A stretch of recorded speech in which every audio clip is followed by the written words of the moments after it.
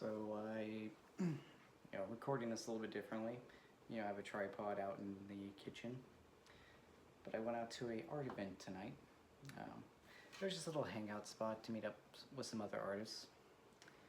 Granted, there weren't a lot of us, but it was nice getting out and meeting some new people.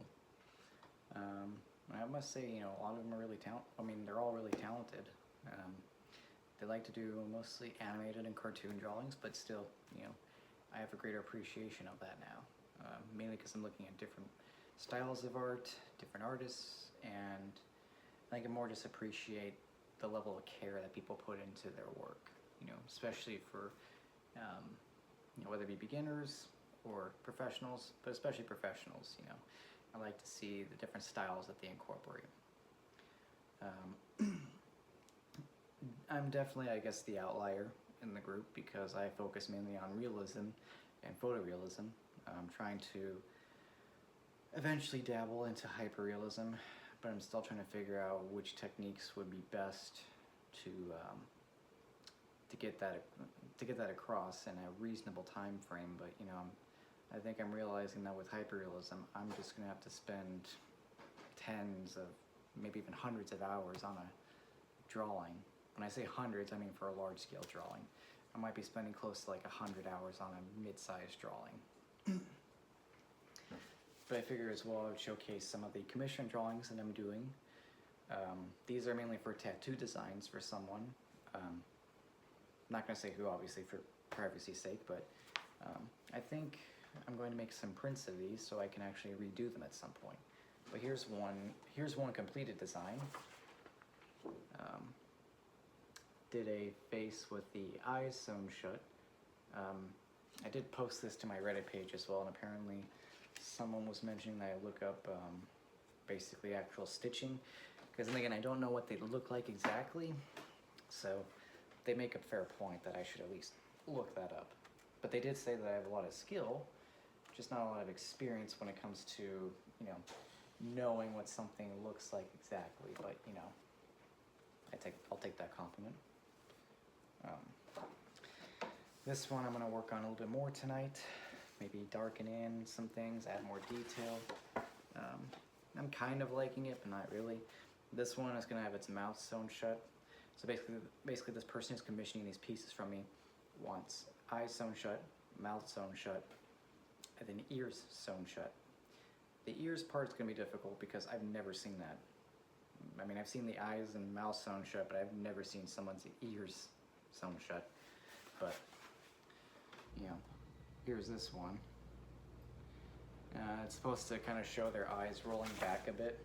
I think I might have shown a little bit too much of the iris, but that's okay. I can always fix that.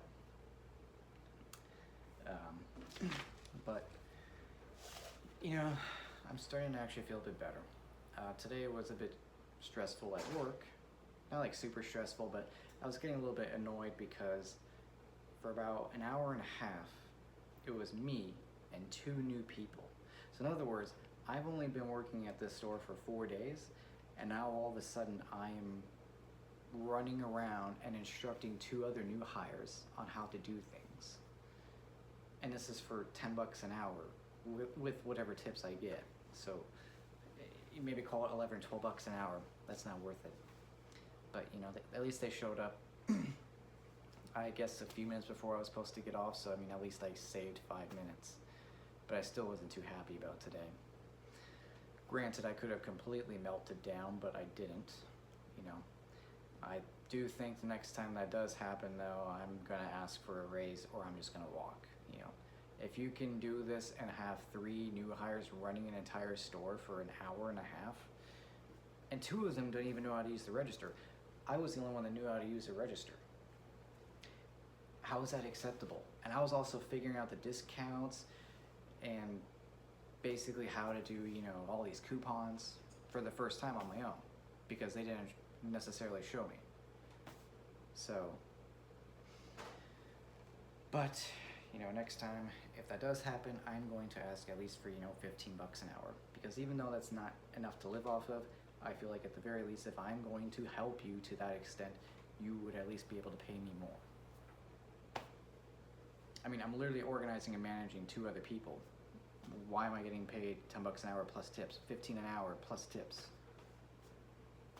At the very least, you're buying yourself some more time before I even decide to jump ship. So, but anyway, you know, thankfully, at least my coworkers are pretty, you know, cool and laid back. You know, one of the managers is cool and laid back. I don't know about the owner of the store. I've only met him once. He kind of gives me the vibe of my father, but you know, he's not as big and intimidating as my father. I'll just be blunt about that. So I'm not exactly scared of him, but I didn't work out today. I went to this event straight after. I got an Uber there. Since thankfully I have the funds to get an Uber to different events for the time being, I'm thinking, you know, if I'm going to spend money, I might as well spend money on getting to a location and meeting new people. I would rather do that than trying to save it and just end up being alone. So, anyway, that's about it. I'm probably going to spend the next hour or two drawing, and then I'm going to watch some TV and go to bed, wake up tomorrow, and try and hit the gym. I don't know if I'm going to do legs tomorrow. I might. Depends if I want to do deadlifts, because I did deadlift 405 pounds yesterday for a couple sets of 1, just to see how it felt. It felt fine. And then I did bent over rows, and I was able to bend over row 235 pounds for a few reps, despite the fact, you know, I'm like now down to 173 in body weight. I do need to get back on track with my diet. I wouldn't really call it a diet. I would just call it, you know, eating more wholesome foods for, you know, breakfast at least. You know, if I eat anything for lunch, it might just be a protein shake. And then for dinner, I need to actually cook something again. But, you know, granted, I don't have a car, so I don't have the flexibility to go and buy my own shit for the time being. So I'm just biding my time, you know. If it means I have to eat somewhat okay for the next month, then I guess I'll just stick with that until I can actually, you know, go out and purchase my own food using my own car. So, anyway, you know, I feel like my mood's improving a bit, but, you know, I'm still having, you know, dreams about